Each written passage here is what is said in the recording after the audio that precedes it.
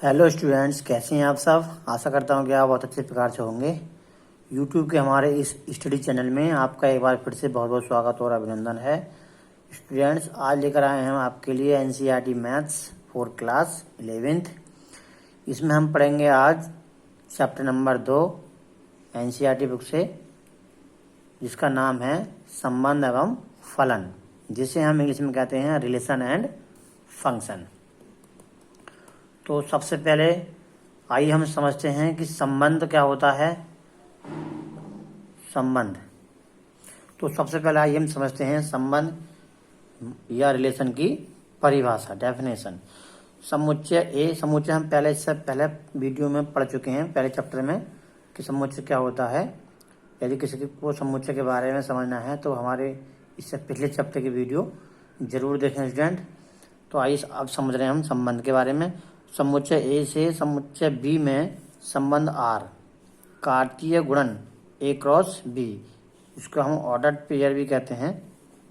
Cartesian product A cross B का एक उप समुच्चय होता है, जिसे ए क्रॉस बी के क्रमित युग्मों के प्रथम घटक x तथा द्वितीय घटक y के बीच किसी संबंध को वर्णित करके प्राप्त किया जाता है। इसका मतलब ये हुआ कि जो रिलेशन है वो सबसेट होगा किसका, ए क्रॉस बी का।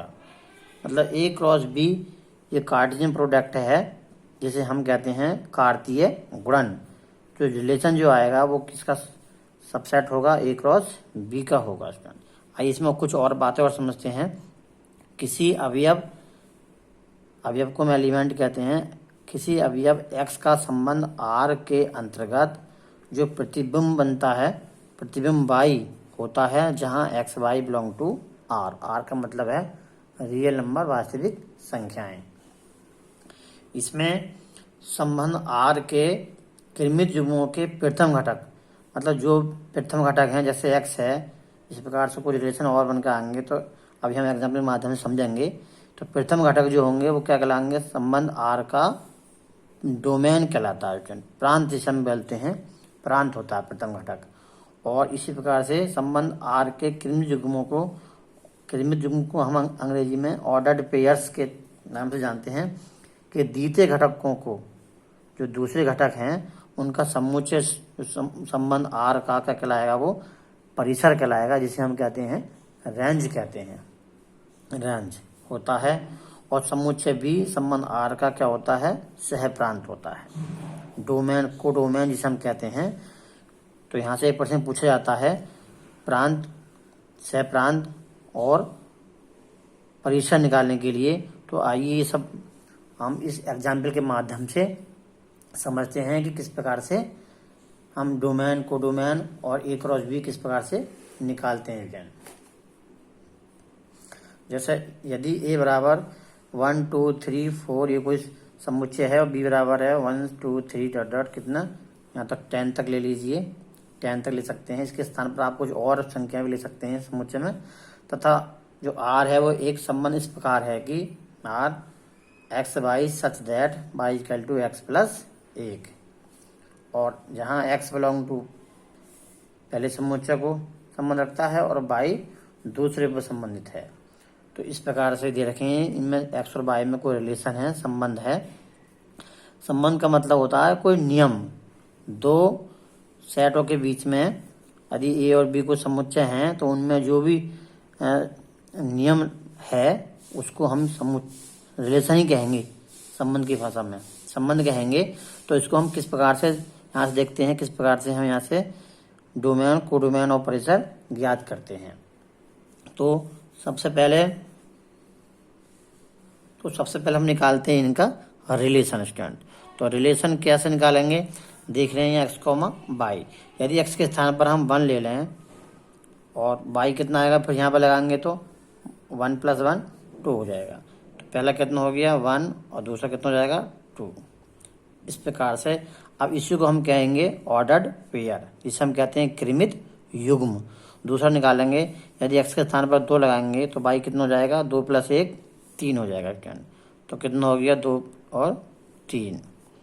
इसी प्रकार से अगर 3 लगाएंगे तो y कितना हो जाएगा 4। अब यदि हम 4 लगाएंगे तो एक्स वाई कितना हो जाएगा, 4 और 1 5। अब कोई भी आगे मान नहीं है, हालांकि बी में है वैल्यू, लेकिन जो संबंध बनेगा ए और बी के बीच में वो इसी प्रकार से यही बनेगा बस। तो ये तो हो गया हमारा रिलेशन। अब हम यहाँ से निकालते हैं डोमेन, जिसे हम कहते हैं प्रांत। प्रांत क्या हो जाएगा विजन, डोमेन इसे बोलते हैं। मैंने इसमें कहा है प्रथम घटक। प्रथम घटक का क्या मतलब हुआ, ये 1 2 3 और 4, ये हो गए प्रथम घटक। और ये क्या हो गया हमारा प्रांत हो गया, डोमेन हो गया। और हमें निकालना है परिसर। परिसर तो इसमें कहा है, इसे हम कहते हैं रेंज। रेंज तो इसमें मैंने कहा है दूसरे कृमिक युग्म के द्वितीय घटकों का समुच्चय आर का क्या होता है, रेंज होता है, परिसर होता है। तो कैसे निकालेंगे, अब इसके दूसरे घटक क्या हैं, 2 3 4 5, 2 3 4 और 5। इस प्रकार से ये हो गया हमारा परिसर, रेंज। अब निकालना है हमें आगे सहप्रांत। सहप्रांत जिसे हम कहते हैं अंग्रेजी में सहप्रांत, सहप्रांत कोडोमेन। तो कोडोमेन जो 20 पूरा जो 20 सेट है वो क्या कहलाएगा, हमारा सहप्रांत कहलाएगा। 20 सेट क्या है हमारा, 1 2 3 4 10 तक। तो ये हो जाएगा हमारा इसका सहप्रांत। तो स्टूडेंट्स आशा करता हूँ कि समझ में आया होगा। इस प्रकार से हम एक रिलेशन निकालते हैं और इस प्रकार से हम प्रांत निकालते हैं। प्रथम घटक जो होंगे रिलेशन के, इस प्रकार से जैसे 1 2 3 4 जो एलिमेंट का समुच्चय बनेगा वो क्या होगा, प्रांत होगा। और दूसरों का क्या बनेगा, जैसे 2 3 4 5 द्वितीय घटक का क्या बनेगा, वो रेंज होगा। और जो टोटल है 20 सेट वो क्या बनेगा, हमारा सहप्रांत बनेगा। तो यहाँ से एक प्रश्न जरूर पूछा जाता है, तो ध्यान से वीडियो को रोक कर समझें। यदि फिर भी समझ ना आए तो पूछें, उनकी समस्या का समाधान निश्चित रूप से किया जाएगा। यदि हमारे द्वारा आपको समझ में पढ़ाया हुआ समझ में आ रहा है स्टूडेंट, तो प्लीज़ वीडियो को लाइक कर दीजिए और हमारे चैनल को सब्सक्राइब कर लीजिए और बाद में इसको अपने मित्रों तक शेयर जरूर कीजिए स्टूडेंट। तो आइए, तो हम इसको मैपिंग के माध्यम से भी समझते हैं। जैसे मान लो x, ये x हैं और ये y है। y क्या है, x प्लस 1। तो x के स्थान पर 1 लगाएंगे तो y कितना हो जाएगा, 2 हो जाएगा स्टूडेंट। कितना हो जाएगा, ये 2 हो जाएगा। और ये 2 लगाएंगे तो कितना हो जाएगा, ये 3 हो जाएगा स्टूडेंट। अगर हम 3 लगाएंगे तो कितना हो जाएगा, ये 4 हो जाएगा। और 4 लगाएंगे तो कितना हो जाएगा, 5 हो जाएगा। तो इस प्रकार से ये कहलाती है मैपिंग कहलाती है, तीर के द्वारा से दर्शाते हैं। और यहाँ पर कोई रिलेशन है ये। अब जो प्रथम सेट है, जो इमेज बना रहे हैं, जो इसकी इमेज बना रहे हैं एक्स के एलिमेंट, वो सब क्या कहलाते हैं, डोमेन कहलाते हैं। और जो इमेज बन रहे हैं बी सेट में वो क्या कहलाते हैं, वो रेंज कहलाते हैं। और जो बी का टोटल एलिमेंट है, टोटल जो समुच्चय है वो कितना, वो क्या कहलाता है, वो हमारा सहप्रांत कहलाता है। तो बहुत आसान भाषा में समझें तो ये ए सेट जो होगा, जिसके एलिमेंट, जो एलिमेंट हैं जो इमेज बना रहे हैं बी में, वो क्या कहलाएंगे, वो कहलाएंगे हमारे प्रांत। और जो इमेज बन रहे हैं जैसे 2 3 4 5, इस प्रकार से यहाँ तक 5 तक हैं, तो ये सब क्या क्या कहलाएगा, ये कहलाएगा हमारा परिसर, रेंज। और इस बी के पूरे सेट को हम क्या कहेंगे, इसको कहेंगे हम सहप्रांत, जिसे हम कहते हैं कोडोमेन। तो आशा करता हूँ कि ये समझ में आया होगा आपके। तो यदि समझ में आया है तो प्लीज़ वीडियो को लाइक करना ना भूलें। आइए चलते हैं अब एक्सरसाइज की तरफ। तो प्रश्नावली 2.1 का आइए देखते हैं पहला प्रश्न। पहले प्रश्न में दिया है, यदि x/3 + 1, y - 2/3 = 5/3 कॉमा 1/3 है तो x तथा y का मान ज्ञात कीजिए। ये हमें यहाँ से x और y का मान ज्ञात करना है। तो किस प्रकार से ज्ञात करेंगे आइए देखते हैं। तो यहाँ से हमें निकालना है x और y का मान। हम देख रहे हैं ये इसके बराबर है, तो हम देखेंगे यहाँ पर ये प्रथम घटक है इसके प्रथम घटक के बराबर होगा। तो लिखेंगे दोनों ओर समान घटकों की तुलना करने पर, यहाँ लिखेंगे तुलना करने पर, समान घटकों की तुलना करेंगे। इसका मतलब ये हुआ इसका प्रथम घटक ये है और इसका प्रथम घटक 5/3 है। तो x/3 + 1 बराबर कितना है 5/3 के। तो यहाँ से हम निकालेंगे x का मान। तो कितना हो जाएगा स्टूडेंट, x/3 बराबर हो जाएगा ये 5/3 और माइनस का 1। इसको हल करेंगे एलसीएम लेकर के, तो ये 5 ऐसे ही आएगा, 3 × 3 माइनस के बटे 3। तो कितना हो जाएगा, ये हो जाएगा हमारा x/3 बराबर 5 में 3 निकालेंगे 2/3। अब 3 चूँकि दोनों तरफ बराबर है, 3 से 3 कट जाएगा स्टूडेंट। तो ये कितना बचेगा, तो यहाँ पर आएगा हमारा x बराबर 2। तो x का मान कितना आ गया, ये 2 प्राप्त हो गया। अब देखते हैं y क्या दूसरा घटक के बराबर होगा। तो y - 2/3 बराबर 1/3। यहाँ से निकालेंगे हम y बराबर, y इधर माइनस का है उधर जाएगा तो प्लस हो जाएगा 1/3 और प्लस के 2/3। हर समान है तो एलसीएम लेने की आवश्यकता नहीं है, तो 3 ही एलसीएम आएगा और ऊपर 1 + 2 हो जाएगा। तो कितना हो जाएगा y का मान 3/3। 3 से 3 कट जाएगा कितने बार, एक बार। तो y कितना आ गया स्टूडेंट, हमारा y आ गया 1। तो इस प्रकार से x और y, x का मान हो गया 2 और y का मान कितना हो गया 1 हो गया। आशा करता हूँ कि प्रश्न नंबर 1 ठीक प्रकार से समझ आ गया होगा। यदि समझ आ गया है स्टूडेंट तो प्लीज़ वीडियो को लाइक और चैनल को सब्सक्राइब करना बिल्कुल भी ना भूलें। आइए देखते हैं प्रश्न नंबर 2। आइए देखते हैं प्रश्न नंबर 2। यदि समुच्चय ए में 3 अवयव हैं तथा समुच्चय बी में बी कितना है, बी बराबर है 3, 4, 5। तो बी में कितने एलिमेंट है, बी में भी 3 ही हैं। तो ए क्रॉस बी में अवयवों की संख्या पूछिए कि ए क्रॉस बी में कितने अवयव हैं। तो आइए इसको किस प्रकार हल करते हैं देखते हैं। तो सबसे पहले हमने ए में कितने एलिमेंट हैं, ए में है 3 और बी में है, बी बराबर है 3, 4, 5। तो कितने अवयव हुए, 1, 2, 3। तो बी में भी 3 हुए। अब हम एक सूत्र है ये, यदि ए में m है और यदि बी में n एलिमेंट हैं तो number of A cross B निकालना है। तो उस प्रकार निकालते हैं m क्रॉस n। मतलब क्या हो जाएगा, जैसे ए में कितने 3 हैं, बी में भी 3 हैं। तो हमें ए क्रॉस बी में नंबर निकालने हैं।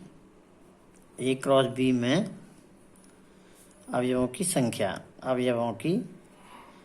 संख्या पूछी है। तो संख्या कितनी हो जाएगी बराबर में, इस प्रकार से हम क्रॉस n के रूप में करेंगे।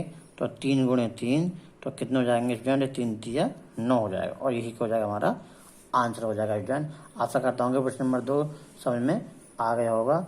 आइए देखते हैं प्रश्न 3। तो प्रश्न 3 है, यदि g बराबर है 7 और 8 का कोई समुच्चय है और h 5, 4, 2 का एक समुच्चय है तो हमें g क्रॉस h और h क्रॉस g ज्ञात करना, इनका कार्टेशियन प्रोडक्ट निकालना है। तो इसमें हम ये भी समझेंगे कि हम इनको कार्टेशियन प्रोडक्ट, कार्तीय गुणन किस प्रकार से निकालते हैं, आइए देखते हैं। तो सबसे पहले हम g के और h के मान लिख लेंगे और हमें निकालना है g क्रॉस h। तो हमारा ये g का वैल्यू है और ये g का समुच्चय है और ये h का। तो किस प्रकार से निकालते हैं देखते हैं। तो जैसे पहले 7 है तो 7 का हम कार्टेशियन प्रोडक्ट निकालेंगे पहले 5 में। तो 7 से हम करेंगे तो 7 और ये 5। इस प्रकार से हमें क्रमित युग्म कहलाते हैं ये। फिर 7 का संबंध किसके साथ में, 4 से। तो 7, 4। ध्यान रखना है इसको, पहले 7 से कर रहे हैं तो पहले 7 लिखेंगे, उल्टा ना लिखें, 4 और 7 ना लिखें। ये भी बहुत ध्यान रखना है इसमें क्रमित युग्म। तो क्रम से लिखने हैं बस। 7 का ये हुआ संबंध किससे, 4 से। फिर 7 का किसके साथ में आएगा, 2। इस प्रकार से अब हम निकालेंगे 8 का। तो 8 कितना हो जाएंगे, 8, 5। 8, 5 और 8, 4। फिर 8 का 8, 2। इस प्रकार से। तो कितने संबंध होने चाहिए? देखो इसमें कितने, 1 2, और इसमें कितने, 1 2 3। तो कितने होने चाहिए? 3 दून 3 और 2 ये 3 दूनी 6 होने चाहिए। देखो कितने हैं, 1 2 3 4 5 6। तो इस प्रकार से निकालते हैं हम इनका कार्टेशियन प्रोडक्ट, स्टूडेंट, कार्तीय गुणन। और फिर बाद में हम इसको जो करली ब्रैकेट होता है उसके अंदर बंद भी करते हैं। तो ध्यान रखना है, इस प्रकार से हम ज्ञात करते हैं ऑर्डर्ड पेयर, और इसको हमने इस प्रकार से हम कार्टेशियन गुणन भी ज्ञात करते हैं। अब हमें निकालना है H, G, H cross G, sorry. तो H कितना है हमारा, 5, 4 2, और G कितना है, G है हमारा 7 8। तो इसको भी हम किस प्रकार लिखेंगे? सबसे पहले करली ब्रैकेट लगाएंगे, फिर 5 का संबंध 7 के साथ, 5 7 इस प्रकार से, फिर 5 8, अब 4 का लेंगे, फिर क्या आएगा, 4 7, फिर 4 8, फिर कितना आएगा, 2 से लेंगे, 2 7 और 2 8। इस प्रकार से हम कार्तीय गुणन ज्ञात करते हैं इसके। आशा करता हूँ कि ये क्वेश्चन नंबर 3 इसी प्रकार से आ गया होगा। विजन वीडियो को रोक करके पॉज करके समझें और तब आगे ज्ञात करें। आइए देखते हैं अगला प्रश्न। आइए देखते हैं प्रश्न नंबर 4। बतलाइए कि निम्नलिखित कथनों में से प्रत्येक सत्य है अथवा असत्य है। यदि कथन असत्य हैं तो दिए गए कथनों को सही बनाकर लिखिए। मतलब यदि वो असत्य हैं तब सही बनाकर लिखना है। इनमें पहले में कहा यदि P बराबर M N का कोई समुच्चय है और Q बराबर N और M का कोई समुच्चय है, तो P क्रॉस Q बराबर क्या M N और N M का एक सेट आएगा। क्या ये P क्रॉस Q करेंगे, इनका कार्टेशियन प्रोडक्ट करेंगे P और Q का, क्या वो इतना आएगा? वो देखना है हमें कितना आएगा या नहीं आएगा। तो ये जो कथन है ये क्या है, वो असत्य है, ये कभी भी इतना प्रोडक्ट नहीं आएगा। अब इसका प्रोडक्ट क्या आएगा वो हम ज्ञात करेंगे। फिर किस प्रकार से करेंगे देखते हैं। आइए, तो ये क्या है, ये सत्य नहीं है, ये असत्य कथन है, असत्य है, असत्य है। सही क्या होना चाहिए इसका संबंध, वो देखते हैं। आइए, तो हमें निकालना P और Q का कार्टेशियन प्रोडक्ट है, कार्तीय गुणन। तो पहले करेंगे ये M क्रॉस N और ये N और M इस प्रकार से। तो हम क्या करेंगे, इसको M का पहले N के साथ लेंगे तो M N आ जाएगा। सबसे पहले कर्ली ब्रैकेट लगाएंगे, फिर M का M के साथ में M M, फिर अब N लेंगे N का N के साथ इस प्रकार से, फिर N M। ये होना चाहिए था और उसमें इसके बराबर नहीं है फ्रेंड। अब इसका सही जो आंसर होगा वो ये होगा। आशा करता हूँ कि समझ में आ गया होगा। तो ये क्या हो गया, पहला कथन असत्य हो गया। आइए देखते हैं दूसरा कथन। दूसरा कथन क्या है स्टूडेंट, यदि A और B कोई एरिक समुच्चय हैं, नॉन एम्प्टी सेट हैं, मतलब खाली कोई एलिमेंट कुछ ना कुछ है उसमें, एरिक्त हैं, A क्रॉस B तब पूछा है, तो A क्रॉस B क्रमिक युग्म X और Y का एक एरिक समुच्चय है यदि इस प्रकार है कि X बिलोंग टू A और Y बिलोंग टू B। बिल्कुल सत्य कथन है ये। यदि A और B एरिक समुच्चय हैं, कोई ना कोई उसमें एलिमेंट हैं, तो हम जब A क्रॉस B करेंगे तो वो भी क्या आएंगे, वो भी एरिक्त आएंगे। तो ये बिल्कुल कथन क्या है, सत्य कथन है इसका। आइए देखते हैं तीसरा कथन। तीसरे कथन में क्या है, यदि A बराबर 1 2 और B बराबर 3 4 है, तो A क्रॉस B इंटरसेक्शन 5 का हम जब कार्टेशियन प्रोडक्ट निकालेंगे तो क्या वो 5 के बराबर आएगा। बिल्कुल ये भी कथन सत्य है। किस प्रकार सत्य है, यदि हम B और B के साथ में मतलब B इंटरसेक्शन 5 निकालें, 5 का मतलब है नल सेट, मतलब उसमें कोई भी एलिमेंट नहीं है, 0 एलिमेंट है, तो इसके साथ निकालेंगे तो क्या आएगा, कोई भी इनमें कॉमन इंटरसेक्शन मतलब क्या होता है, कॉमन, तो कुछ भी कॉमन नहीं आएगा, तो इसमें क्या आएगा, 5 आएगा। और 5 के हम संबंध A के साथ में क्रॉस निकालेंगे तो क्या आएगा, वो 5 आएगा स्टूडेंट। तो ये बिल्कुल क्या है, कथन सत्य कथन है। आशा करता हूँ कि प्रश्न नंबर 4 ठीक प्रकार से आपको समझ में आ गया होगा स्टूडेंट। आइए देखते हैं हम प्रश्न नंबर 5। तो प्रश्न 5 में क्या है, यदि ए बराबर -1 और 1 का कोई सेट है ये, तो ए क्रॉस ए क्रॉस ए ज्ञात करना है। तो इसको हम किस प्रकार से करेंगे, आइए देखते हैं। तो सबसे पहले ए का मान जो दिया है, फिर हमें निकालना है ए क्रॉस ए। तो सबसे पहले हम क्या करेंगे, ए क्रॉस ए निकालेंगे, ए क्रॉस ए का कार्टेशियन प्रोडक्ट ए के साथ। तो किस प्रकार से निकालते हैं, तो ए का मान लगा दिया गया है। अब देखिए किस प्रकार निकालेंगे, -1 के साथ लेंगे तो क्या आएगा, -1 इस प्रकार से। और इन्हें कर्ली ब्रैकेट में बंद कर देंगे और -1 का 1 के साथ लेंगे, -1 और 1। अब 1 का लेंगे इसके साथ में तो क्या आएगा, ये 1 -1। अब 1 का 1 के साथ लेंगे तो 1 और 1। तो ये हो गया हमारा ए क्रॉस ए।